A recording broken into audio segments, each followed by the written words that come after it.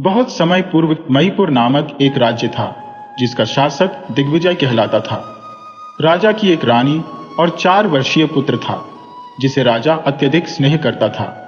उस पुत्र का नाम सहदेव था। राजा ने अपने पुत्र की हर संभव सुविधा का ध्यान रखा और उसकी परवरिश में किसी भी प्रकार की कमी नहीं आने दी। रानी और पुत्र के प्रति राजा का प्रेम अपार था। एक दिन अचानक रानी की तबीयत बिगड़ गई और वह गंभीर रूप से बीमार पड़ गई। समय के साथ रानी की तबीयत निरंतर बिगड़ती गई। राजा ने अपनी राजवैद्य और देश विदेश के अनेक वैद्यों को बुलवाया, किंतु रानी का स्वास्थ्य सुधर नहीं पाया। अंततः रानी को यह आभास हो गया कि उसका अंतिम समय निकट है। उसने राजा को अपने पास बुलाकर कहा, राजा साहब, मुझे वचन दो कि मेरी मृत्यु के बाद तुम दूसरा विवाह नहीं करोगे। रानी का यह भय था कि यदि वह चली गई तो राजा की नई पत्नी उनके पुत्र के साथ अन्याय करेगी। राजा ने वचन दिया और रानी का निधन हो गया। इस घटना के कुछ वर्षों बाद राजा अपने कार्यों में व्यस्त हो गया और अपने वचन को भूल गया। राजा के मंत्री और रिश्तेदारों ने कहा कि रानी के बिना राजमहल सूना सूना लगता है, इसलिए उसे पुनः विवाह करना चाहिए। मंत्रियों और परिवार के आग्रह पर राजा ने दूसरा विवाह कर लिया। सहदेव, जो अब युवा हो चुका था, देखने में बहुत ही आकर्षक और हष्टपुष्ट था। वह युद्ध, कला और ज्ञान में निपुण हो गया था। राजा के विवाह के कुछ समय बाद रानी ने एक पुत्री को जन्म दिया। राजा ने सहदेव को बुलाकर कहा, तुम महल जाओ और अपनी बहन का नामकरण करके आओ। जब सहदेव अपनी सौतेली मां के महल में पहुंचा तो उसने जो दृश्य देखा उससे वह चकित रह गया। उसकी सौतेली मां तबला बजाते हुए गा रही थी और उसकी 4 दिन की बहन नाच रही थी। जैसे ही मां बेटी ने सहदेव को देखा, मां ने गाना बंद कर दिया और बेटी मां की गोद में जा लेती। यह सब देखकर सहदेव वहां से तुरंत वापस चला गया और अपने कार्यों में व्यस्त हो गया। 2 दिन बाद राजा दिग्विजय ने सहदेव को बुलाकर पूछा, क्या तुमने अपनी बहन का शुभ नामकरण किया? सहदेव ने उत्तर दिया, पिताश्री, मुझे क्षमा करें, मैं राज कार्य में इतना व्यस्त हो गया कि मैं अपनी बहन का नामकरण नहीं कर पाया। राजा ने कहा, अभी जाओ और अपनी बहन का नाम रख कर आओ। सहदेव पुनः अपनी सौतेली मां के महल में गया, लेकिन वही दृश्य फिर से सामने आया। उसकी मां तबला बजा रही थी, गा रही थी और उसकी छोटी बहन नाच रही थी। यह देखकर उसकी मां ने फिर से गाना बंद कर दिया। सहदेव ने त्वरित रूप से महल से बाहर निकलकर अपने पिता से कहा, पिताजी, या तो मैं इस महल में रहूंगा या मेरी बहन और मेरी सौतेली मां रहेंगी। राजा ने चकित होकर पूछा, बेटा, ऐसा क्या कारण है कि तुम ऐसा कह रहे हो? सहदेव ने कहा, पिताजी, मैं अभी इसका कारण नहीं बता सकता। यदि मैं अभी कारण बताऊंगा तो आप मेरी बात पर विश्वास नहीं करेंगे। राजा ने सहदेव की बात को गंभीरता से लिया, परंतु वह उसकी चुप्पी को लेकर चिंतित था। सहदेव ने ठान लिया था कि वह अपनी बहन की सुरक्षा के लिए किसी भी हद तक जाएगा। सब बीच सहदेव ने अपने मन में एक योजना बनाई। वह जानता था कि उसे अपनी मां की असलियत को उजागर करना होगा ताकि राजा उसके साथ अन्याय न करे। उसने अपने पिता से कहा, पिताजी, मुझे आपके साथ कुछ समय चाहिए। मुझे आपसे अपनी भावनाएं साझा करनी है। राजा ने कहा, बिल्कुल बेटे, तुम मुझसे क्या कहना चाहते हो? सहदेव ने गहरी सांस लेते हुए कहा, पिताजी, मेरी मां की छवि अब आपके नए विवाह में धुंधली हो गई है। मुझे भय है कि वह हमें कभी नहीं भूल पाएगी। मुझे विश्वास नहीं हो रहा कि वह सच्ची है। राजा ने सहदेव के विचारों पर ध्यान दिया और उसकी आंखों में चिंता देखी। सहदेव ने आगे कहा, यदि हम अपनी बहन की रक्षा नहीं करेंगे तो हम एक बड़ी समस्या में फंस सकते हैं। राजा ने सहदेव की बातों को गंभीरता से लिया और उसने विचार किया कि उसे अपनी पत्नी की असलियत जानने के लिए कोई कदम उठाना चाहिए। क्या दिग्विजय अपने बेटे की चिंताओं को समझ पाएगा? क्या सहदेव अपनी बहन की रक्षा कर पाएगा? यह प्रश्न उनके मन में गूंज रहा था और समय ने अपनी चाल चलनी शुरू कर दी थी। राजा ने सहदेव से पूछा, तुम्हें चुनना होगा। क्या तुम उन मां बेटी को अपने साथ रखना चाहोगे या फिर अपने पुत्र को? सहदेव को यह सवाल सुनकर गहरा क्रोध आया। उन्होंने कड़े स्वर में कहा, पुत्र, यह कैसे निर्णय है? 4-5 दिन की बच्ची और उसकी मां को मैं इस स्थिति में कैसे छोड़ सकता हूं? वो नवजात है, बिना मां के एक पल भी नहीं रह सकती। और उसकी माँ अभी अभी जच्चा बनी है। उसने अभी ही पुत्री को जन्म दिया है, तो ऐसी हालत में मैं उन्हें नहीं छोड़ सकता। तुम अब जवान हो, युद्ध कला और शिक्षा में निपुण हो, कहीं भी रह सकते हो। मैं उन्हें नहीं निकालूंगा, तुम चाहे जहां चले जाओ। सहदेव ने अपने पिता का राज्य छोड़ने का निश्चय किया। राज्य छोड़ने से पहले वह अपने 4 मित्रों से मिलने गया। चारों मित्रों ने सहदेव की बात सुनी और बिना किसी हिचकिचाहट के उसके साथ चलने का निर्णय लिया। उन्होंने कहा, हम पांचों साथ रहेंगे, चाहे किसी भी राज्य में क्यों न रहना पड़े। ये चारों मित्र बहुत गहरे और वफादार थे। उनका आपसी प्रेम इतना गहरा था कि जब भी वे भोजन करते तो एक ही थाली में खाते और हर बार खाना 5 हिस्सों में बांट लेते। 4 हिस्से अपने मित्रों के लिए छोड़ देते थे। अब ये पांचों मित्र अपने अपने घोड़ों पर सवार होकर राज्य से बाहर निकल पड़े। राज्य की सीमाओं को पार करने के बाद वे किसी दूसरे राज्य में पहुंच गए। वहां उन्हें कुछ साधुओं के पैरों के निशान दिखाई दिए। सहदेव ने पूछा, यह किसके निशान है? साधुओं ने बताया कि 100 साल पहले उनके गुरु यहां से गुजरे थे और वे उनके पद चिन्हों की तलाश कर रहे हैं। यह सुनकर सहदेव के मन में विचार आया कि इतनी उच्च कला है, इसे सीखना चाहिए। उन्होंने अपने एक मित्र को वहीं छोड़ दिया ताकि वह साधुओं से यह कला सीख सके। मित्र ने वचन दिया कि वह कला सीखने के बाद सहदेव से फिर से मिलेगा। अब शेष 4 मित्र आगे बढ़ चले।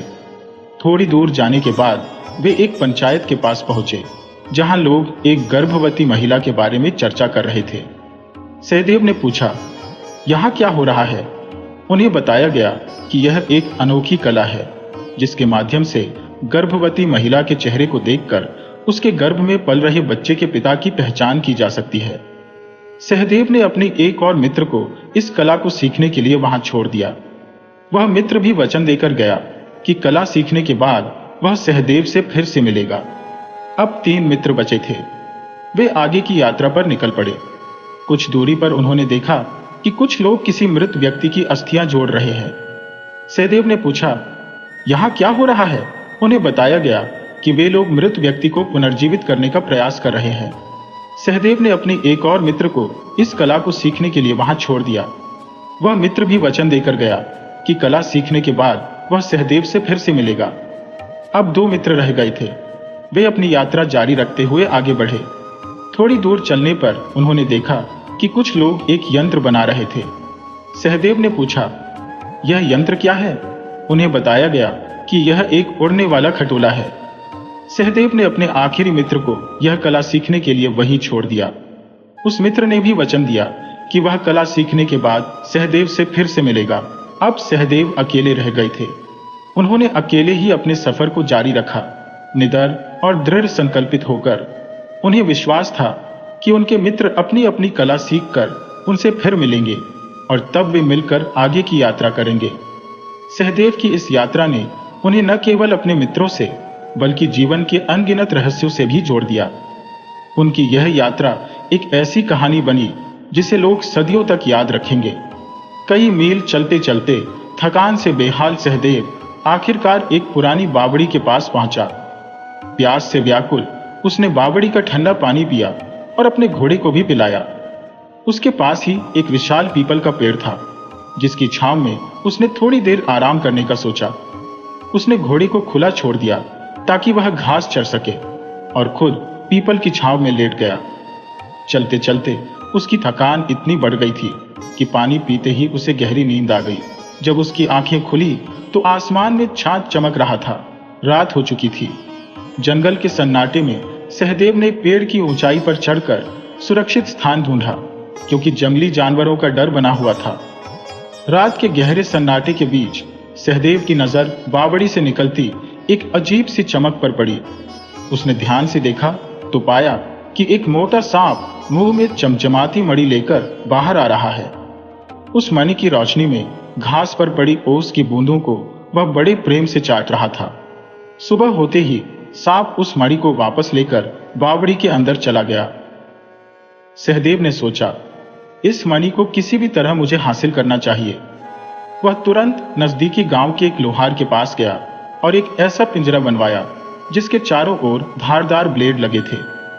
पिंजरा लेकर वह फिर से उसी पीपल के पेड़ के नीचे पहुंचा और पिंजरे को सावधानी से रस्सी से बांध दिया ताकि मणि को पकड़ सके। अब वह सांप के आने का इंतजार करने लगा। रात के गहरे अंधेरे में जैसे ही 3 पहर बीते, फिर से वही सांप बावड़ी से बाहर आया। उसने मणि को घास पर रख दिया और ओस की बूंदों को चाटने लगा। सहदेव ने सही समय देखकर पिंजरा मणि के ऊपर गिरा दिया। अचानक चारों ओर अंधेरा छा गया और सांप गुस्से में पिंजरे पर हमला करने लगा। जैसे ही उसने पिंजरे को डंक मारा, पिंजरे में लगे तेज धारदार ब्लेडों ने उसके फन को काट डाला। कुछ ही समय में सांप का शरीर कई टुकड़ों में बंट गया। सहदेव ने सुबह का इंतजार किया और जैसे ही सूरज निकला, उसने मणि को पिंजरे से निकाल लिया। मणि को संभालते हुए सहदेव ने सोचा, इस मणि पर तो सांप का खून लगा हुआ है, इसे साफ करना पड़ेगा। वह मणि लेकर बावड़ी के पास गया और सीढ़ियों से नीचे उतरने लगा। जैसे ही वह एक सीढ़ी और उतरा, उसे कुछ और सीढ़ियां नजर आईं। धीरे धीरे उतरते हुए वह बावड़ी की तह तक पहुंच गया, जहां उसे एक छोटी सी खिड़की दिखी। खिड़की के अंदर झांकते ही वह हैरान रह गया। खिड़की के अंदर एक पूरा नगर बसा हुआ था। चारों ओर बाजार, दुकानें, रंग बिरंगे कपड़े और पकवानों से सजी हुई थालियां रखी थी, लेकिन वहां एक भी इंसान नहीं था। सहदेव ने पूरे नगर का चक्कर लगाया, लेकिन कहीं कोई आदमी नहीं मिला। तभी उसकी नजर एक बाथरूम से आती पानी की धारा पर पड़ी। ऐसा लग रहा था जैसे कोई अंदर नहा रहा हो। सहदेव ने दरवाजा खटखटाया और उसे खोल दिया। अंदर जो दृश्य था वह उसे चौंका देने वाला था। वहां एक अत्यंत सुंदर युवती नहा रही थी। उसे इस हालत में देखकर सहदेव स्तब्ध रह गया। युवती ने उसे देखा और झटपट अपने कपड़ों में सिमट गई। आश्चर्यचकित होकर उसने पूछा, तुम कौन हो? सहदेव ने विनम्रता से जवाब दिया, मैं सहदेव हूं। उनकी आंखें मिली और दोनों कुछ समय तक एक दूसरे को देखते रहे। उस पल में एक अजीब सा जुड़ाव महसूस हुआ और धीरे धीरे दोनों के बीच प्रेम पनपने लगा। तभी सहदेव ने प्रश्न किया, तुम कौन हो? युवती ने उत्तर दिया, मैं देवकन्या हूं, देव के द्वारा भेजी गई। पहले तो वह मुस्कुराई, फिर अचानक उसकी आंखों में आंसू आ गए। इस पर सहदेव ने पूछा, तुम्हारी हंसी का कारण क्या था और फिर तुम्हें रोने का कारण क्या बना? कन्या ने उत्तर दिया, मैं हंस रही थी क्योंकि आज तक मैंने किसी भी जीवित व्यक्ति को नहीं देखा था। आज पहली बार मैंने एक सजीव मानव को देखा है, इसलिए मैं अत्यंत प्रसन्न हूं। किंतु मैं दुखी हूं क्योंकि मेरे पिता मृत्यु लोक से आएंगे और तुम्हें मार डालेंगे। मुझे तुम्हें खोने का भय है। तुम्हें देखते ही मुझे तुमसे प्रेम हो गया। सहदेव ने जिज्ञासा पूर्वक पूछा, तुम्हारे पिता कौन है और वे मृत्यु लोक कैसे जाते हैं? युवती ने बताया, मेरे पिता एक राक्षस है जिनका नाम देव है। मैं उनकी पुत्री देवकन्या हूं। मेरे पिता मणि के माध्यम से मृत्यु लोक में जाते हैं। सहदेव ने मणि दिखाते हुए कहा, यही है वह मणि? तो देवकन्या ने कहा, हाँ, यह वही है। सहदेव ने बताया, वह तो मेरे हाथों मारा गया था। सहदेव की सुंदरता ने देवकन्या को मोहित कर लिया, लेकिन पिता की मृत्यु के दुख में वह विलाप करने लगी। सहदेव ने उसे सांत्वना देते हुए कहा, मैं तुमसे क्षमा चाहता हूं, और उसे आश्रय देने लगा। इसके बाद देवकन्या नगर में सहदेव के साथ रहने लगी। सहदेव मन ही मन देवकन्या से प्रेम करता था, किंतु इस डर से कि उसके पिता का हत्यारा प्रेम नहीं कर सकता, वह अपनी भावनाओं को दबाए रखा। एक दिन देवकन्या ने कहा, मैंने कभी मृत्यु लोक नहीं देखा, मुझे वहां जाने की इच्छा है। सहदेव ने मणि के सहारे उसे उसी खिड़की तक पहुंचाया और दोनों ने मिलकर उस खिड़की से बाहर आने का प्रयास किया। अब सहदेव ने देवकन्या को मृत्यु लोक में घुमाना शुरू किया। शाम के समय जब वे वापस लौटने लगे, अचानक देवकन्या का पैर मुड़ गया। इस पर सहदेव ने उसे अपनी गोद में उठाया और उसी खिड़की से वापस उसी माया नगरी में लौट आया। इसके बाद सहदेव ने देवकन्या के पैर का उपचार किया। वे दोनों अपने कक्ष में सोने लगे। अचानक रात में सहदेव को देवकन्या के रोने की आवाज सुनाई दी। वह तुरंत उसके कमरे में पहुंचा और देखा कि देवकन्या अपने पैर की ओर इशारा कर रही थी। सहदेव ने उसके पैर की मालिश शुरू की और कुछ ही देर में उसका दर्द ठीक हो गया। तभी सहदेव अपने कमरे की ओर जाने लगा, लेकिन देवकन्या ने उसे रोककर कहा, मेरे पास रुक जाओ। उसने सहदेव से निवेदन किया कि वह उसके पास सोए। इसी दौरान सहदेव ने देवकन्या के समक्ष अपने प्रेम प्रस्ताव को रखा और विवाह करने की इच्छा जताई। देवकन्या ने सहदेव का प्रस्ताव स्वीकार कर लिया और उन्होंने विवाह कर लिया। उन दोनों ने एक दूसरे के प्रति मरने और जीने की कस्में खाई। समय बीतने के बाद देवकन्या ने पुनः मृत्यु लोक में घूमने की इच्छा व्यक्त की। सहदेव ने कहा, यदि तुम चाहती हो तो हम वहां जा सकते हैं, लेकिन तुम जानती हो वहां तुम्हारे पिता का खौफ भी है।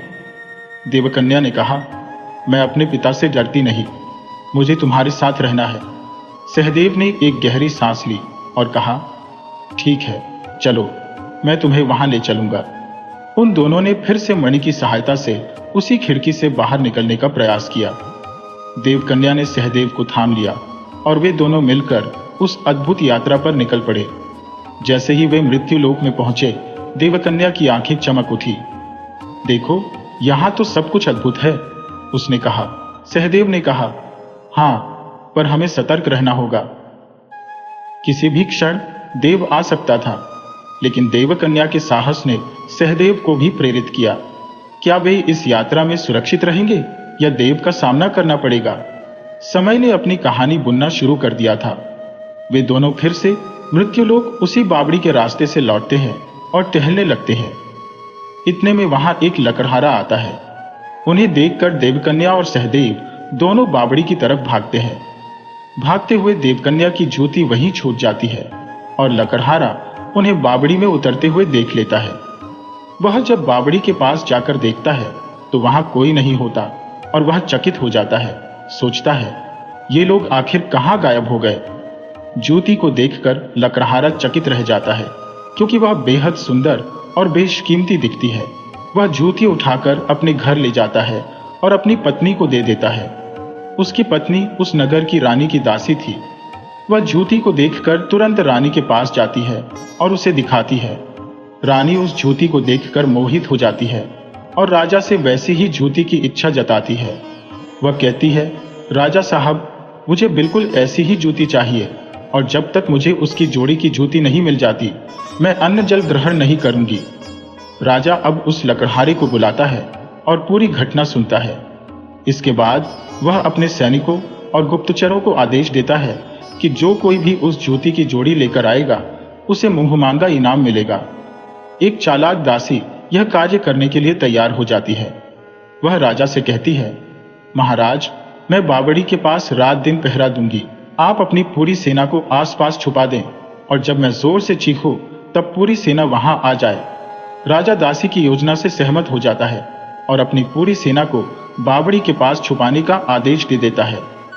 दासी भी योजना के अनुसार बावड़ी के पास घूमने और वहीं रहने लगती है।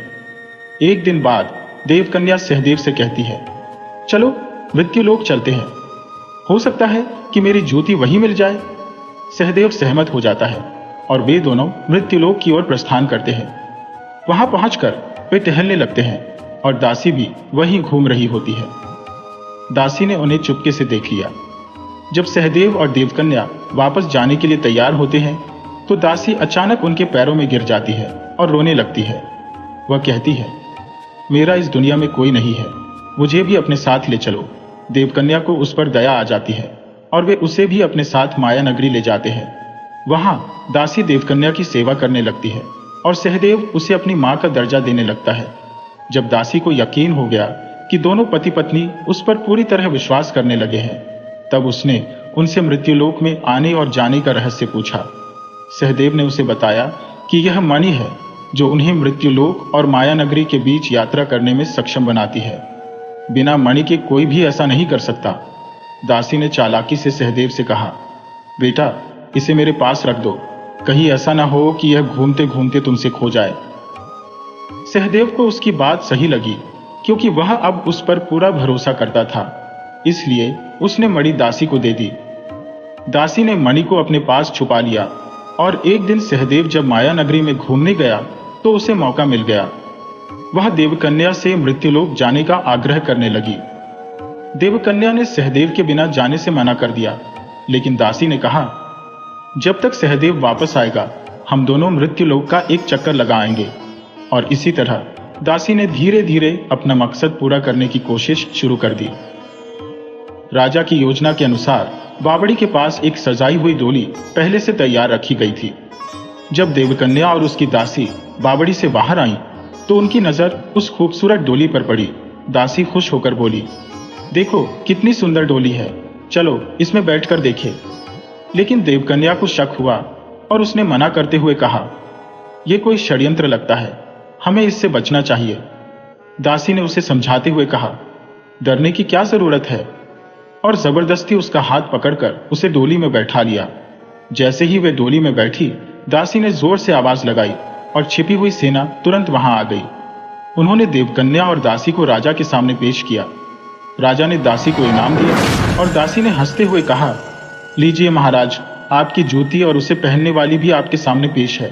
उसने मणि के बारे में राजा को कुछ नहीं बताया और उसे चुपचाप अपने पास रख लिया। देवकन्या गुस्से में विलाप करने लगी और दासी को श्राप देते हुए बोली, जिस तरह तुमने मां बनकर मुझे धोखा दिया, वैसे ही तुम्हारे साथ भी कभी न कभी धोखा होगा। राजा देवकन्या की सुंदरता देखकर उस पर मोहित हो गया और बोला, अब यह विलाप करने से कुछ हासिल नहीं होगा। बेहतर है कि तुम मुझसे विवाह कर लो, नहीं तो मुझे बलपूर्वक शादी करनी पड़ेगी। देवकन्या ने राजा से 1 साल का समय मांगा और कहा, मुझे 1 साल तक लोगों को खाना खिलाने का व्रत रखना है, इसलिए इस पूरे साल यहाँ के निवासियों को भोजन कराया जाए, फिर मैं आपसे विवाह करने के लिए तैयार हो जाऊंगी। राजा ने इस शर्त को मान लिया। दरअसल सहदेव ने देवकन्या को पहले ही बता दिया था कि उसके 4 मित्र उसे ढूंढते हुए जरूर इस नगर में आएंगे। सहदेव ने यह भी कहा था कि जब वे भोजन करते हैं तो 5 हिस्से बनाते हैं, 1 हिस्सा वे खुद खाते हैं और 4 हिस्से अपने मित्रों के नाम के छोड़ देते हैं। इसी कारण देवकन्या ने राजा से निवासियों को 1 साल तक भोजन कराने की मांग की थी। उसे उम्मीद थी कि सहदेव के मित्र जरूर आएंगे और उन्हें पहचान लेंगे।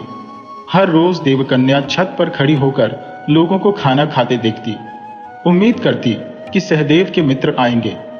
उधर सहदेव के 4 मित्रों ने अपनी शिक्षाएं पूरी कर ली और अपनी अपनी कला में निपुण हो गए।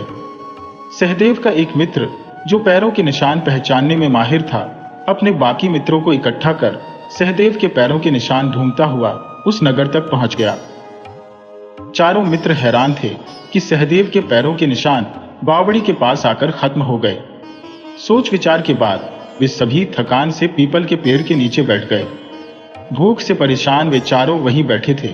तभी एक नगरवासी ने उन्हें राजा के भंडारे के बारे में बताया। वे चारों भंडारे में गए और जब उन्होंने खाना खाया तो हमेशा की तरह अपने 5 हिस्से बनाए, 1 हिस्सा छोड़कर 4 हिस्से खा लिए। देवकन्या जो छत पर खड़ी थी यह सब देख रही थी। देवकन्या ने सैनिकों से कहा, इन चारों को मेरे पास ले आओ। खाना खाने के बाद सैनिक चारों मित्रों को देवकन्या के पास ले आए जो छत पर खड़ी थी।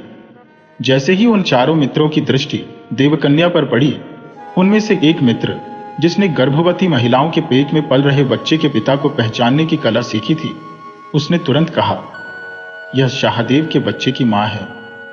हालांकि देवकन्या स्वयं नहीं जानती थी कि वह गर्भवती है। चारों मित्रों में प्रसन्नता की लहर दौड़ गई और वे देवकन्या के पास पहुंच गए। उन्होंने उसे अपनी पहचान बताई, हम सहदेव के मित्र हैं, और देवकन्या ने उन्हें अपनी पूरी कहानी सुनाई। यह सुनकर उन चारों मित्रों की आंखों में आंसू आ गए और देवकन्या भी अपने दुख में फूट फूट कर रोने लगी। वह कहने लगी, अब तक तो मृत्यु ने सहदेव को निगल लिया होगा। चारों मित्रों ने जब पूरा घटनाक्रम सुना तो उनके क्रोध की कोई सीमा नहीं रही। उन्होंने देवकन्या से कहा, हम उसे मृत्यु के गह्वर से निकाल लाएंगे। इसके बाद चारों ने मणि के बारे में पूछा, वह कहाँ है? देवकन्या ने बताया, वह उस दासी के पास है जिसने धोखे से मुझे राजा के पास भेजा। चारों मित्रों ने देवकन्या को आश्वासन दिया कि वे जल्द ही सहदेव को वापस लाएंगे। फिर उन्होंने उस दासी की खोज में जुटने का निश्चय किया। खोजबीन के दौरान उन्होंने पाया कि उस दासी का बेटा रामचरण 12 वर्षों से घर नहीं लौटा था। अब उन चारों मित्रों ने एक योजना बनाई। उनमें से एक मित्र रामचरण का रूप धारण करके दासी के घर में प्रवेश करेगा। रात के समय उन्होंने 2 गधे मनवाए और उन गधों पर धन से भरी बोरी लाद दी, जिनमें छोटे छोटे टूटे हुए घड़े के टुकड़े थे। साथ ही ऊपर कुछ चांदी के सिक्के भी रखे। वह मित्र दासी के बेटे के रूप में उन गधों को लेकर दासी के घर की ओर चल पड़ा। दासी के घर के द्वार पर पहुंचकर उसने मां मां चिल्लाना शुरू कर दिया। यह सुनकर दासी दौड़कर द्वार तक पहुंची और पूछा, तुम कौन हो? उसने उत्तर दिया, मां, मैं आपका पुत्र रामचरण हूं। यह सुनकर दासी खुशी से झूम उठी और उसे घर के अंदर ले गई। दासी ने पूछा, पुत्र, तुम इतने दिन कहाँ थे? रामचरण ने कहा, मां, मैं बहुत बड़े व्यापारी के पास था। देखो मैंने कितना धन कमाया है। उसने दोनों गधों पर से बोरियां गिराते हुए कहा, अब इसे कहाँ रखो? दासी ने कहा, पुत्र, रात का समय है, इसे बाहर ही रहने दो। सुबह होते ही हम इसे अंदर रख लेंगे। दासी ने अपने पुत्र रामचरण को बहुत प्यार से खाना परोसा और फिर सो गए। लेकिन थोड़ी देर बाद रामचरण ने पेट में दर्द होने का नाटक शुरू कर दिया।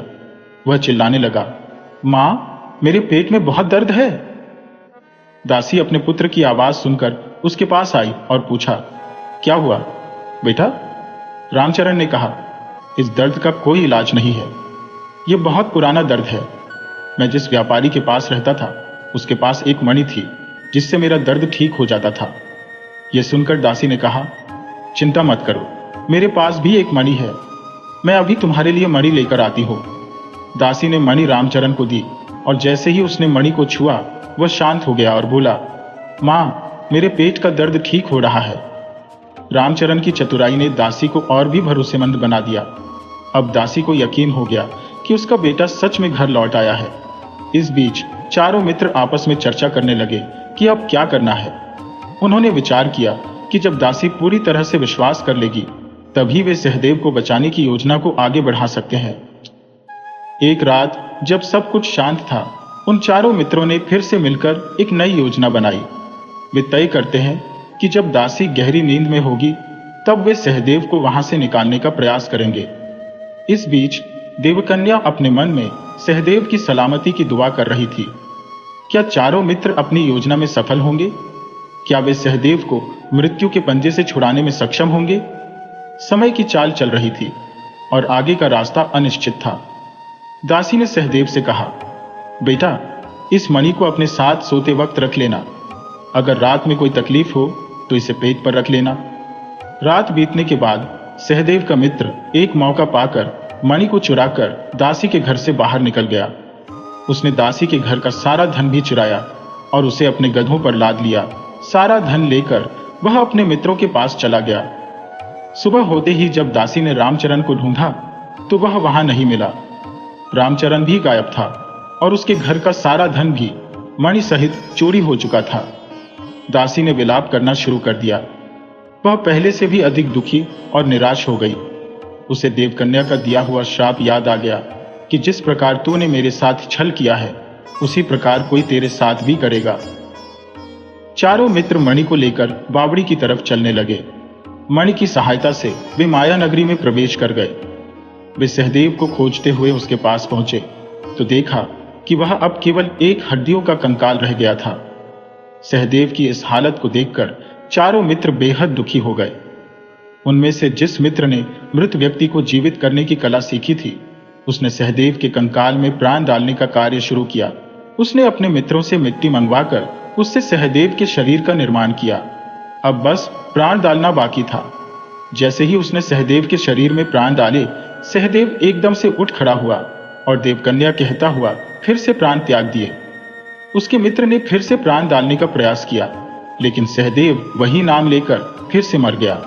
प्राण डालने वाले मित्र ने कहा, यह देवकन्या के वियोग में मरा है। इसे उससे बेहद प्रेम था और उसी के बिछड़ने के कारण यह तड़प कर मर गया है।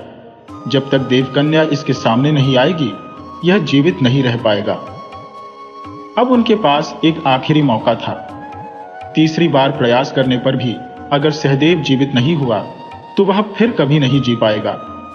उसने अपने मित्रों से कहा, जो विद्या मैंने सीखी है उसका केवल 3 बार ही उपयोग किया जा सकता है। मैंने 2 बार इसका प्रयोग कर लिया है। अब हमें सोच समझकर कुछ करना होगा। चारों मित्र गहन विचार में पड़ गए कि अब क्या किया जाए। कुछ देर विचार करने के बाद उन्होंने एक उपाय निकाला।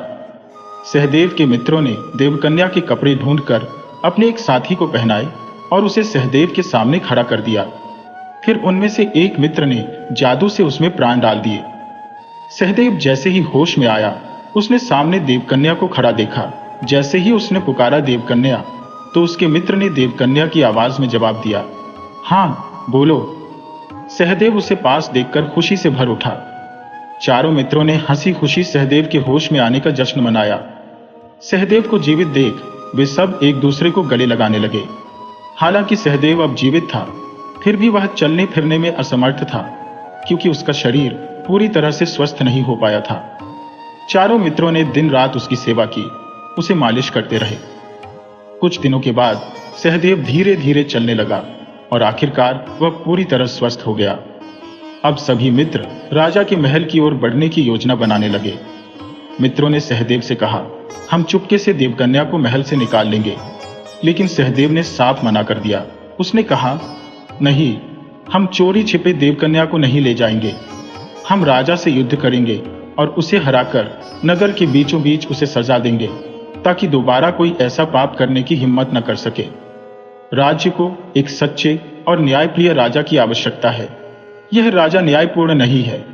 उन मित्रों में से जिसने उड़ने वाले यंत्र बनाने की कला सीखी थी, उसने एक उड़न खटोला तैयार किया। सभी मित्र उस पर सवार होकर मणिपुर की ओर उड़ चले। जब वे अपने राज्य मणिपुर पहुंचे तो उन्होंने देखा कि राज्य में अफरा तफरी मची हुई है। राज्य के मंत्री और सामंत अपनी जान बचाने के लिए इधर उधर भाग रहे थे।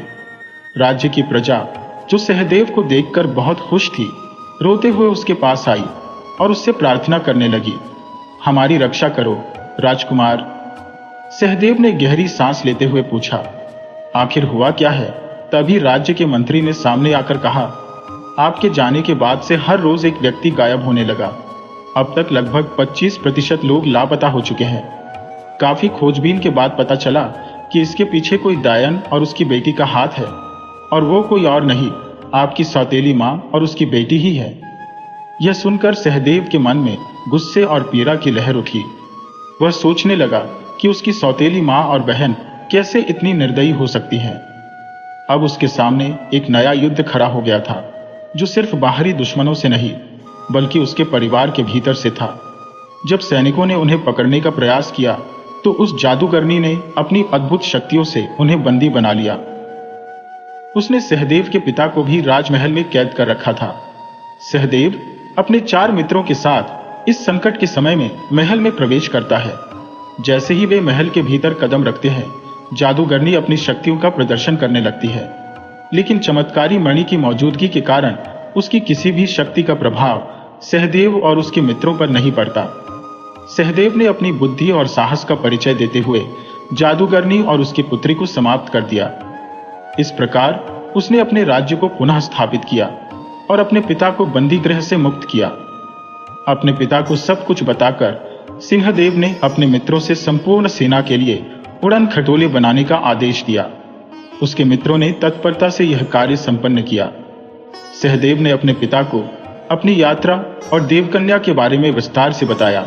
इसके पश्चात पिता से अनुमति लेकर वह अपनी सेना के साथ देवकन्या के महल की ओर प्रस्थान करता है।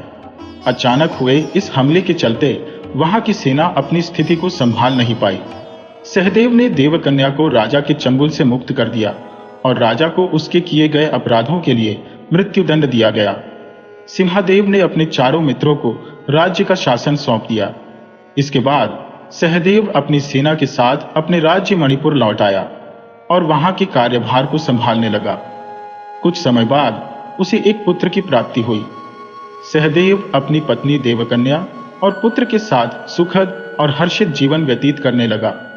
उसके राज्य में कोई भी व्यक्ति दुखी नहीं था, क्योंकि वह एक दयालु और बुद्धिमान राजा था। सहदेव अपने परिवार और प्रजा के प्रति अत्यंत प्रेमपूर्ण था और उसकी प्रजा अपने राजा से बहुत प्रसन्न थी। राजा ने भी सहदेव का राज्याभिषेक कर दिया, क्योंकि वह अब वृद्ध हो चुके थे और राज कार्य करने में असमर्थ थे।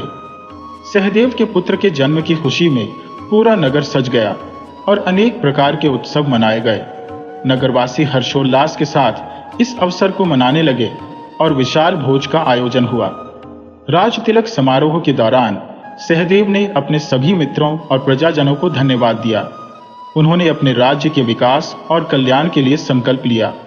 इस प्रकार सहदेव ने अपनी पत्नी और बच्चों के साथ सुखद और समृद्ध जीवन व्यतीत करना आरंभ किया। लेकिन कहानी यही समाप्त नहीं होती।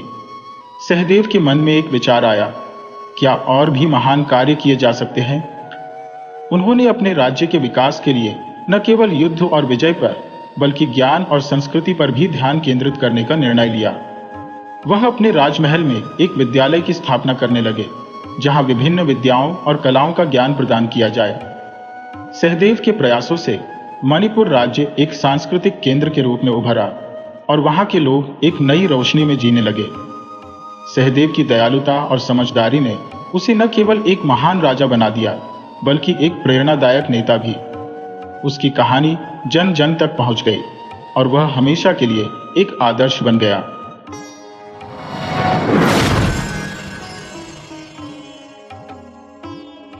बहुत समय पहले की बात है।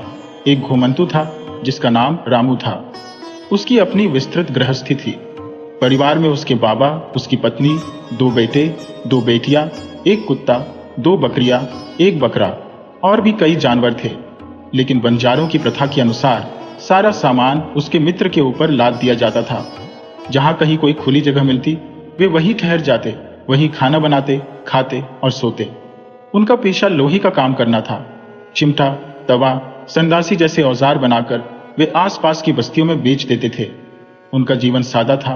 मोटी रोटी, मोटे पैर और गहरी नींद। सुबह होते ही वही दिनचर्या फिर शुरू हो जाती। न ज्यादा पैसा आता था, न ही उनका कभी जोड़ पाया। अगर किसी को कोई बीमारी होती तो वे देसी नुस्खों से इलाज कर लेते और कभी बच जाते तो भगवान की मर्जी, नहीं तो फिर भगवान की मर्जी मानकर आगे बढ़ जाते। कहते हैं कि जब चित्तौड़ के महाराणा प्रताप को अकबर के खिलाफ संघर्ष करते हुए अपना किला छोड़कर जंगलों में जाना पड़ा था, तब इन्हीं बंजारों ने उनका साथ दिया था। उनका मुखिया, जिसने महाराणा के समर्थन में पूरी बंजारों की जाति को कसम दिलाई थी कि वे कभी स्थायी निवास नहीं बनाएंगे, हमेशा घुमंतु जीवन जिएंगे, आज भी इस कसम का पालन करते हुए बंजारे अपने छकरों पर अपने सारे सामान के साथ जगह जगह घूमते रहते हैं। रामू भी इसी परंपरा का पालन करता रहा। अपने परिवार के साथ यहां से वहां भटकता रहा। इस घूमते फिरते जीवन में कब उसकी बेटियां जवान हो गई, उसे पता ही नहीं चला।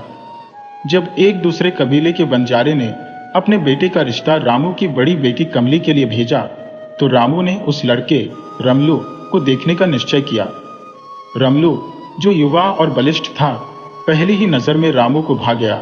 उसने कमली का विवाह रमलू से तय कर दिया। बंजारों में दहेज की कोई प्रथा नहीं थी, इसलिए रामू को लेन देन की चिंता नहीं थी। परंतु दरवाजे पर आए मेहमानों के सत्कार में कोई कमी न रहे, इसके लिए धन की आवश्यकता थी, जो उसके पास नहीं था। वह लगातार इस बारे में सोचता रहा कि इस धन की व्यवस्था कैसे की जाए। एक दिन रामू की पत्नी ने सुझाव दिया, पास के गांव में एक महाजन रहता है जो ब्याज पर पैसा देता है। तुम उससे 20 रुपए उधार ले आओ। ज्यादा धन की आवश्यकता नहीं है, बस इतना ही काफी होगा जिससे शादी का खर्चा निकल आए। रामू जानता था कि महाजन कर्ज दे तो देगा, लेकिन उसका कर्ज उतारना बहुत कठिन होता है। मजबूरी ने उसे महाजन के दरवाजे तक खींच लाया। उस महाजन का नाम था लाला नकीमल। लाला ने रामू को अपनी दुकान पर आते देखा और तुरंत समझ लिया कि उसे किसी गंभीर कारण से यहां आना पड़ा है। लाला ने रामू को बैठाया और उसके आने का मकसद पूछा। रामू ने विस्तार से बताया, कमली की मां ने शादी की अधिकतर तैयारियां कर ली है, बस बारात के लोगों के सत्कार का इंतजाम बाकी है। मैं आपसे 20 रुपए उधार चाहता हूं, जिसे मैं शादी के बाद धीरे धीरे चुका दूंगा। लाला ने हंसते हुए कहा, भाई, उधार देने का भी एक उसूल होता है। मैं केवल उन्हें कर्ज देता हूं जो उसे वापस कर सके। मुझे शक है कि तुम इतनी मेहनत करने के बाद भी मेरा कर्ज चुका पाओगे। तुम घुमंतु हो, ठिकाना नहीं है तुम्हारा। तुम चले गए तो मैं तुमसे अपनी रकम कैसे वसूल कर पाऊंगा? अगर तुम्हारे पास कुछ गिरवी रखने लायक हो तो मुझे दे दो। रामू ने दुखी होकर कहा, अगर मेरे पास कुछ ऐसा होता जिसे गिरवी रख पाता तो मैं उसे बेच ही देता। मेरे पास कुछ भी नहीं है। लाला ने फिर कहा, फिर तो मैं तुम्हें कर्ज कैसे दे सकता हूं? मेरी भी मजबूरी है। तभी गली में कुत्तों के भौंकने की आवाजें गूंजने लगी। गली के आवारा कुत्ते रामू के शिकारी कुत्ते को देखकर भौंकने लगे, लेकिन रामू का कुत्ता, जिसका नाम गबरू था, निडरता से उन पर हमला कर दिया। थोड़ी ही देर में उसने उन आवारा कुत्तों को भगा दिया। लाला ने यह सब देखा और कुत्ते की बहादुरी से प्रभावित होकर कहा, वाह भाई, ये तो कमाल का कुत्ता है। रामू ने गर्व से कहा, सेठ जी, इसे कुत्ता मत कहिए, ये मेरा बेटा है, इसका नाम गबरू है। यह हमेशा मेरे साथ रहा है, मेरी हर बात समझता है, इसकी वजह से मेरी जान बची है कई बार। लाला ने मुस्कुराते हुए कहा, भाई, तेरी असली दौलत तो यही कुत्ता है, इसे मुझे दे दे और बदले में मैं तुझे 20 रुपए दे दूंगा। बंजारा बोला, क्या तुम 20 रुपए 30 रुपए के लिए सोच रहे हो कि मैं अपना कुत्ता तुम्हें दे दूं? नहीं, यह संभव नहीं है। लाला ने फिर कहा, सोच लो, अगर तुम चाहो तो मैं तुम्हें 30 रुपए भी दे सकता हूं, पर उसे मेरे घर की रखवाली करनी होगी। इस जगह पर कई आवारा कुत्ते घूमते हैं और चोरों का भी खौफ बना हुआ है। वे कब आकर हमारा माल साफ कर दें, इसका कोई भरोसा नहीं। अगर ये कुत्ता चौकसी से काम करेगा तो हम निश्चिंत होकर सो सकते हैं और कोई भी कुत्ता इस गली में घुसने की हिम्मत नहीं करेगा। रामू ने जवाब दिया, लाला जी, मजबूरी में आपके पास आया हूं, नहीं तो ऐसी बातें सुनने की जरूरत ही न पड़ती। अगर कोई और ऐसी बात कहता तो मैं उसे सुनना भी पसंद नहीं करता। अगर आपको कर्ज नहीं देना है तो मत दो, लेकिन मैं अपना गबरू तुम्हें नहीं दूंगा। यह कहकर रामू खड़ा हुआ और दुकान से बाहर निकलने लगा। उसने सोचा कि गबरू उसके पीछे पीछे आ रहा होगा, लेकिन थोड़ी दूर जाकर देखा कि गबरू अब भी दुकान के बाहर बैठा हुआ था, वह हिला तक नहीं था। लाला ने फिर आवाज दी, सोच लो, अगर तुम चाहो तो मैं इसके बदले 30 रुपये दे दूंगा और इसे खरीद लूंगा। रामू ने गुस्से में कहा, सेठ जी, मजबूरी में मैं अपने बेटे को नहीं बेच सकता, ये मेरा बेटा है। रामू वापस जाकर गबरू को आवाज देता रहा, लेकिन गबरू टस से मस नहीं हुआ। यह देखकर उसकी आंखों में आंसू भर आए। रामू ने गबरू को गले लगाया और कहा, बेटा, मैंने तुझे अपना बेटा माना है और आज तू बेटे का फर्ज निभाना चाहता है। फिर रामू ने लाला की ओर देखकर कहा, लाला जी, मैं इसे बेचूंगा नहीं, लेकिन इसे आपकी रखवाली के लिए गिरवी रख रहा हूं। मैं जल्द ही ब्याज सहित आपका कर्ज चुका दूंगा और अपने गबरू को वापस ले जाऊंगा। तब तक आप इसका ख्याल रखेंगे, इसे भूखा प्यासा नहीं छोड़ेंगे। अगर आप मानते हैं तो बताइए। लाला ने सहमति में कहा, मैं राजी हूं, इसे अपने साथ रखूंगा, पर एक बात ध्यान रखना, अगर ये तुम्हारे पीछे भाग गया तो कहीं ऐसा ना हो कि मेरे रुपए भी चले जाएं। इसे अच्छी तरह समझा देना। जब तुम कर्ज चुका दोगे तो अपना गबरू वापस ले जाना। बंजारा कहने लगा, लाला जी, ये गबरू मेरे बेटे जैसा है और बंजारे की बात पत्थर की लकीर होती है। जब तक आपका कर्ज चुकता नहीं कर दूंगा, ये कहीं नहीं जाएगा। उसकी आवाज भर्राने लगी, आंखों में नमी तैर गई। अब जल्दी से रकम दे दो, मैं ज्यादा देर यहां ठहर नहीं पाऊंगा, लेकिन गबरू के बिना डेरे पर जाकर कैसे रह पाऊंगा, यह मुझे नहीं पता। रामू की आंखों में आंसू छलक उठे और लाला भी उसकी हालत देखकर समझ गया कि यह सौदा उसके लिए घाटे का नहीं था।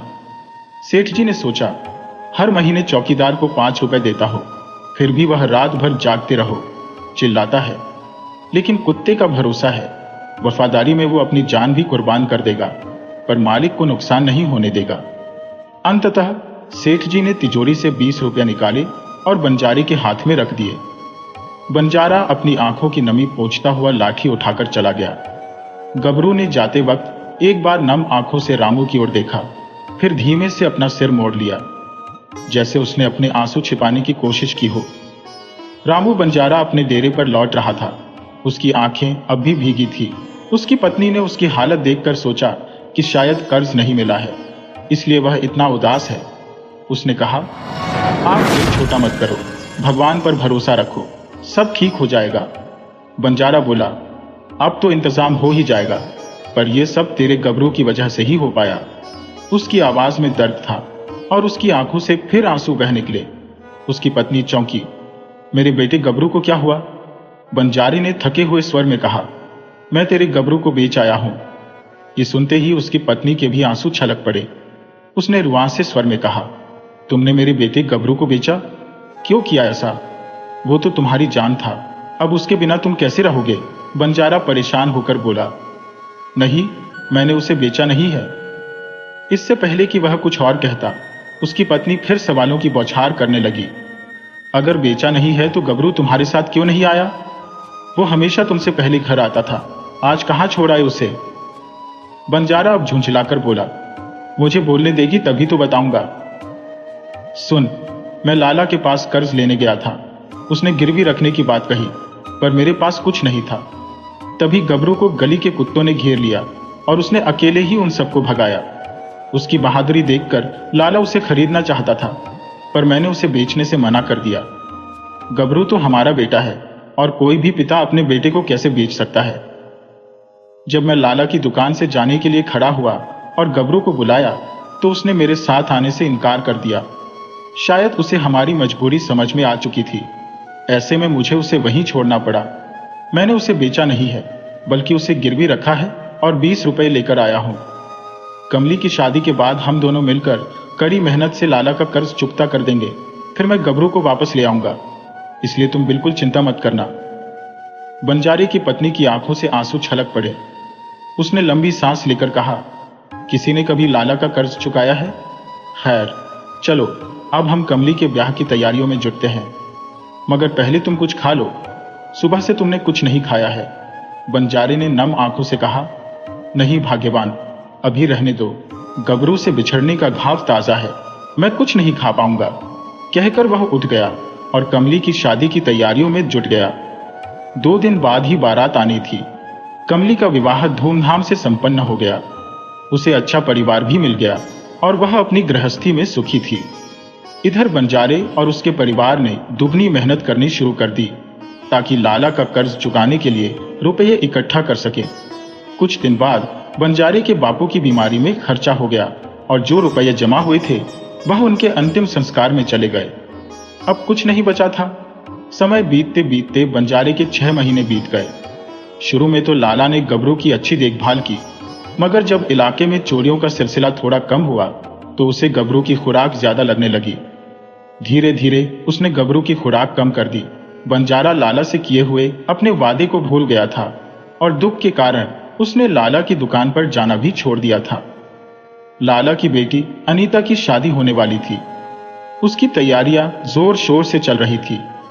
एक रात जब शादी की सभी रस्में निभाकर घर के लोग गहरी नींद में सो रहे थे, तभी चोरों के एक गिरोह ने दीवार में सेंध लगाई।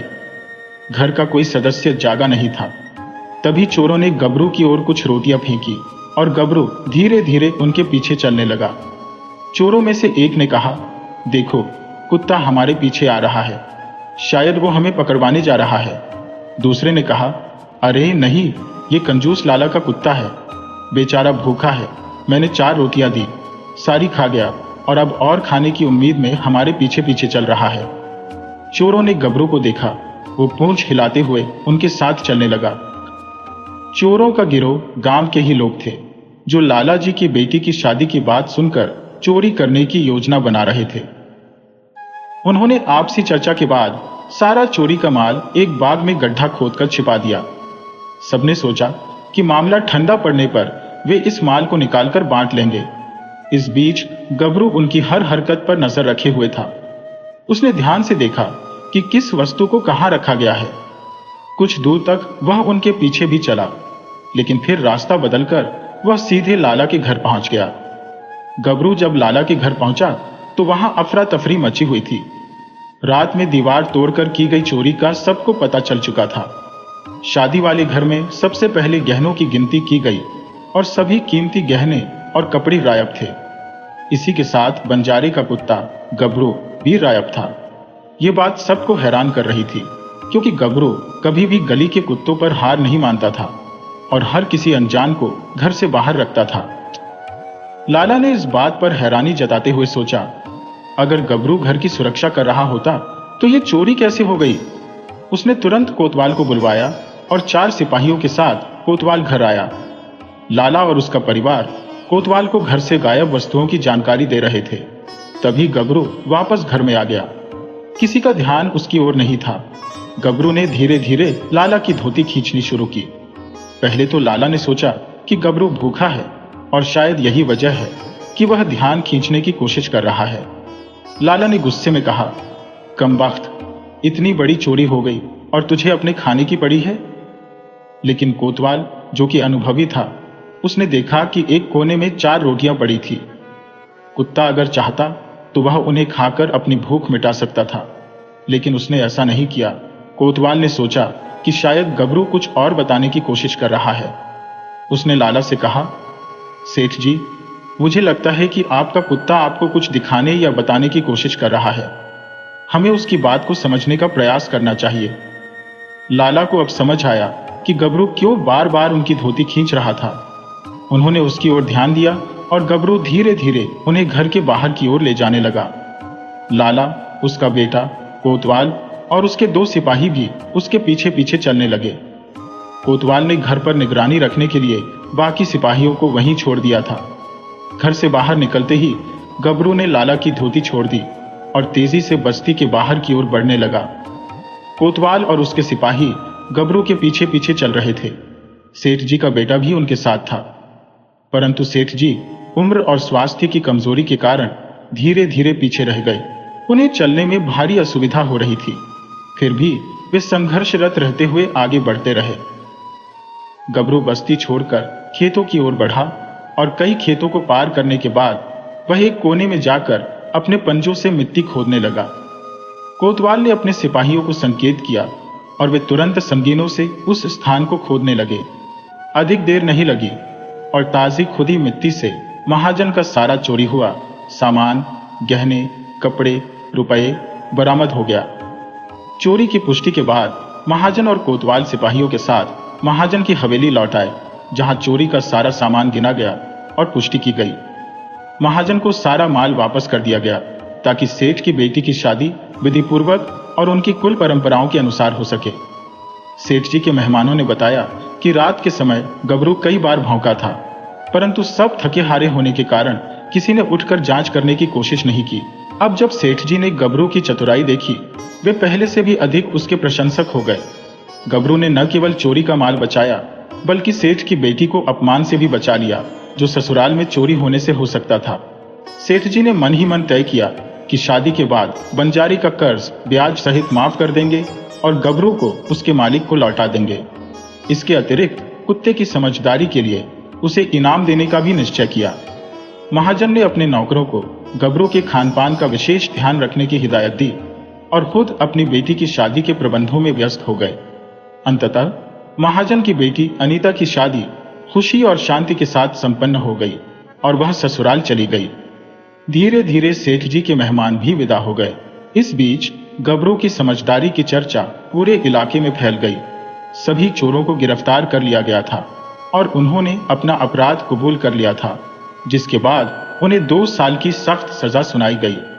सेठ जी अब गबरू से अत्यधिक प्रसन्न थे और उन्होंने उसे उसके मालिक बंजारी के पास भेजने का निश्चय किया। उन्होंने एक पत्र में सारी घटना लिखकर बंजारी को धन्यवाद प्रकट किया और साथ ही कर्ज माफ करने तथा इनाम स्वरूप 20 रुपए देने की बात लिखी। इस पत्र और पैसे को कपड़े में बांधकर उन्होंने गबरू के गले में बांध दिया और प्यार से विदा कर दिया। गबरू ने एक बार महाजन की ओर देखा और फिर उनके पैरों के पास लिपट गया, फिर घर से बाहर निकलकर तेजी से चल पड़ा। बंजारी ने कुछ समय पहले महाजन की बस्ती के पास अपना डेरा जमाया था, परंतु अब उसकी बचत उसके पिता की बीमारी और अंतिम संस्कार में समाप्त हो चुकी थी। कर्ज न चुका पाने की शर्म में वह बस्ती से थोड़ा दूर हटकर रहने लगा और अपना सामान दूसरी बस्तियों में बेचने जाने लगा। गबरू महाजन के घर से निकलकर तेजी से बंजारे के पुराने डेरे की ओर चला, लेकिन वहां पहुंचकर उसे निराशा हाथ लगी क्योंकि डेरा अब वहां नहीं था। वह सुबह तक वहीं खड़ा रहा, सोच में डूबा। अचानक उसने अपने नाक के तेजी से आसपास की मिट्टी को सूंघना शुरू किया। सूंघते सूंघते जब उसकी समझ में कुछ आया, वह सीधा बंजारे के नए डेरे की दिशा में बढ़ने लगा। देर शाम तक वह नए डेरे तक पहुंचा। बंजारा बाजार से लौट ही रहा था कि उसकी नजर गबरू पर पड़ी। गबरू ने जैसे ही बंजारे को देखा, उसकी आंखों में चमक दौड़ गई और वह खुशी से उछल कूद करने लगा, भौंकने लगा। उसके मुंह से अजीब अजीब सी आवाजें निकलने लगी, लेकिन बंजारे के मन में कुछ और ही उथल पुथल मची थी। गुस्से से बंजारे के मस्तिष्क में ख्याल आया कि गबरू महाजन के घर से भाग आया होगा और इसने उसकी प्रतिष्ठा धूमिल कर दी है। अब कौन किसी बंजारे के वचन पर भरोसा करेगा। बंजारे ने आवेश में आकर अपनी पीतल की मुट्ठी वाली लाठी, जिस पर वह बार बार तेल लगाता था, गबरू की ओर फेंकी। लाठी सीधे गबरू के सिर पर जा लगी और गबरू बिना एक आवाज निकाले जमीन पर गिर पड़ा। बंजारा भागकर उसके पास पहुंचा, लेकिन तब तक बहुत देर हो चुकी थी। गबरू अब इस दुनिया से विदा ले चुका था। जब बंजारे ने उसे उठाया तो उसकी गर्दन में बंधी एक चिट्ठी और कुछ पैसे मिले। बंजारे ने वह चिट्ठी खोली और किसी तरह टूटे फूटे अक्षरों में महाजन की बातें पढ़ी। महाजन ने न केवल कर्ज माफ करने का जिक्र किया था, बल्कि गबरू के कारनामे की भी प्रशंसा की थी। यह पढ़ते ही बंजारा रोने लगा। उसकी आंखों से आंसू थमने का नाम नहीं ले रहे थे। उसके रोने की आवाज सुनकर उसका परिवार भी वहां दौड़ आया और सब गबरू के मृत शरीर से लिपटकर फूट फूट कर रोने लगे। मगर अब कुछ भी संभव नहीं था।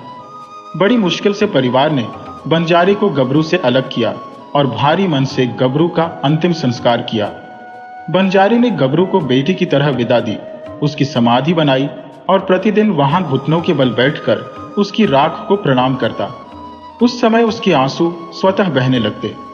कुछ ही समय बाद बंजारा भी ज्यादा दिन तक नहीं जी पाया और अपने प्रिय गबरू के पीछे पीछे वह भी इस संसार से विदा हो गया। इस कहानी से यही सीखने को मिलता है कि किसी भी निर्दोष पर आरोप लगाने से पहले पूरी तहकीकात करना अति आवश्यक है। बिना सोचे समझे कदम उठाने से हमेशा पछतावा होता है। अगर आपको हमारी यह मार्मिक कहानी पसंद आई हो तो कृपया इसे ज्यादा से ज्यादा लाइक करें, शेयर करें और चैनल को सब्सक्राइब करें।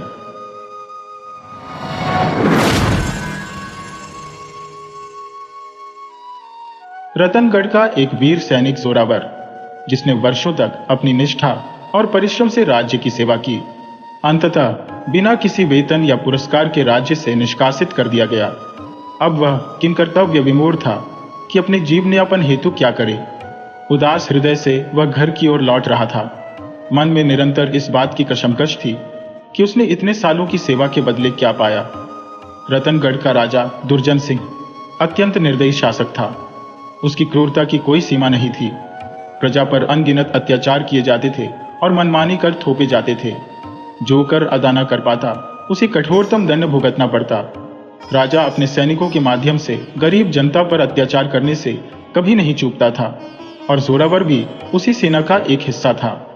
एक दिन जब राजा ने फिर से निर्दोषों पर जुल्म ढाने का आदेश दिया, जोरावर की अंतरात्मा ने उसे रोक दिया। उसने सीधे तौर पर राजा की आज्ञा मानने से इनकार कर दिया। परिणाम स्वरूप दुर्जन सिंह ने उसे कैद कर लिया और मृत्यु दंड की घोषणा कर दी। लेकिन राजा की पुत्री स्नेहलता, जो कि एक नेक दिल और दयालु हृदय की स्वामिनी थी, ने अपने पिता से जोरावर के जीवन की भीख मांगी।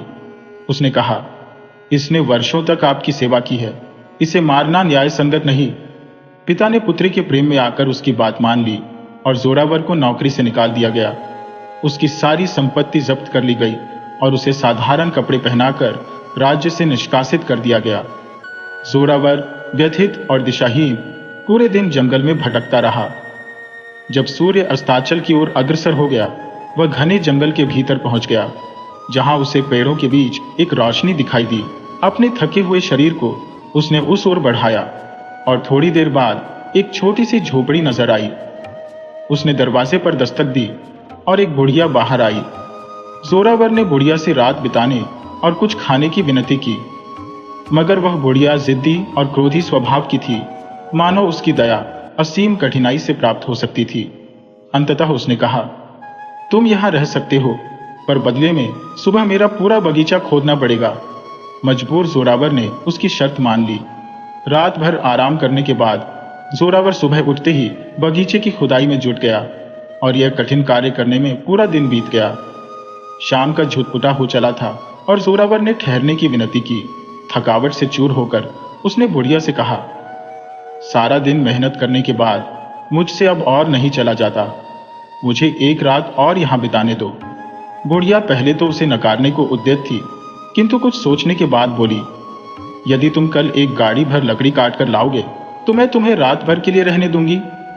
जोरावर ने उसकी बात मान ली और अगली सुबह से उसने इस काम में जुटकर उसे पूरा किया। परंतु जब शाम ढलने लगी तो वह फिर से बुढ़िया के पास गया और कहा, आज भी मैंने पूरा दिन काम किया, अब बहुत थक चुका हूं, मुझे एक रात और यहां रुकने दो। बुढ़िया थोड़ी देर चुप रही, फिर उसकी शर्तें और कड़ी हो गईं। इस बार उसने कहा, ठीक है, मगर कल तुम्हें कुएं के तल में रखे दिए को मेरे लिए लाना होगा।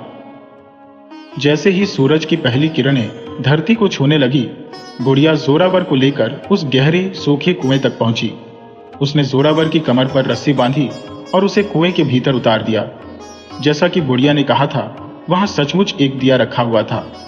जोरावर ने इशारा किया कि वह उसे ऊपर खींच ले, परंतु बुढ़िया ने धोखे से उसे इतना ही ऊपर खींचा कि वह दिया उसकी ओर बढ़ा सके। बुढ़िया ने कहा, पहले मुझे दिया दो, फिर मैं तुम्हें पूरी तरह बाहर निकाल लूंगी। जोरावर समझ गया कि बुढ़िया का इरादा ठीक नहीं है। वह उसे धोखे से कुएं में छोड़ने वाली थी। उसने दृढ़ता से कहा, जब तक मैं सही सलामत बाहर नहीं आ जाता, तुम्हें दिया नहीं दूंगा। बुढ़िया क्रोधित हो गई और क्रोध में आकर उसने जोरावर को दिए समेत नीचे गिरा दिया। यह दिया वह वर्षों से प्राप्त करने की कोशिश कर रही थी, पर सफल नहीं हो सकी थी। कुएं में गिरकर जोरावर कुछ देर तक निसहाय पड़ा रहा। उसे लगा कि अब उसका अंत निश्चित है। तभी उसे ध्यान आया कि उसकी जेब में थोड़ा तंबाकू बचा हुआ है। उसने सोचा, क्यों न जीवन का अंत करने से पहले तंबाकू का आखिरी कच लिया जाए। उसने अपना पाइप निकाला और दिए से उसे जलाकर तंबाकू पीने लगा। अचानक धुएं के घने बादलों के बीच से एक प्रेत प्रकट हुआ। प्रेत बोला, सैनिक, तुम्हारी क्या सेवा कर सकता हूं? जोरावर थोड़ा स्तब्ध होते हुए बोला, मुझे तो कुछ नहीं चाहिए। प्रेत ने कहा, तुम इस दिए के स्वामी हो, इसलिए मुझे तुम्हारी हर आज्ञा माननी होगी। तब जोरावर ने कहा, पहले मुझे इस कुएं से बाहर निकालो। जैसे ही उसने यह कहा, प्रेत ने तुरंत उसका हाथ पकड़ा और उसे दिए समेत कुएं से बाहर खींच लिया। बाहर आते ही जोरावर ने एक और फरमाइश की, अब उस दुष्ट बुढ़िया को मेरी जगह इस कुएं में डाल दो। प्रेत ने यह आदेश भी तुरंत पूरा कर दिया। बुढ़िया को कुएं में डालने के बाद जोरावर बुढ़िया की झोपड़ी में गया और वहां उसे ढेर सारा सोना चांदी मिला, जो शायद उसने यात्रियों से लूटा था। प्रेत ने जोरावर से कहा, जब भी तुम्हें मेरी जरूरत हो, इस दिए से अपना पाइप चलाना, मैं तुरंत हाजिर हो जाऊंगा। जोरावर अपने भाग्य पर अत्यंत प्रसन्न था और वह प्रेत की सहायता से समृद्ध और संतुष्ट जीवन जीने लगा। पहले जोरावर शहर के बाहरी इलाके में गया और वहां की एक सुंदर सराय में ठहरने का प्रबंध किया। पेट पूजा के पश्चात उसने एक बार फिर से प्रेत को बुलाया और कहा, राजा दुर्जन सिंह ने मुझे मेरे हिस्से के धन से वंचित कर भूखा मरने के लिए छोड़ दिया है। अब मैं उससे प्रतिशोध लेना चाहता हूं। इस शाम को तुम राजा की पुत्री को मेरे पास लेकर आओ, क्योंकि राजा अपनी बेटी से अत्यधिक प्रेम करता है और उसके लिए इससे बड़ी सजा और कुछ नहीं हो सकती। प्रेत ने गंभीरता से कहा, यह कार्य जोखिम भरा है, परंतु फिर भी मैं तुम्हारे लिए इसे करूंगा। प्रेत राजकुमारी को, जो गहरी नींद में सो रही थी, सैनिक के पास ले आया। अगले दिन सुबह होते ही जोरावर राजकुमारी को वापस महल में छोड़ आया। जागते ही राजकुमारी ने अपने पिता से कहा, पिछली रात मैंने अजीब सपना देखा, जैसे कोई मुझे हवा में उड़ाकर ले जा रहा हो और मुझे एक सैनिक के घर ले जाकर नौकरानी की तरह उसकी सेवा करवा रहा हो। राजा इस विचित्र कथा पर सोचता रहा। उसने अपनी बेटी से कहा, अब की बार तुम अपनी जेब में एक छेद कर लो और उसमें मटर भर लो। जहां भी तुम जाओगी, मटर के दाने गिरते रहेंगे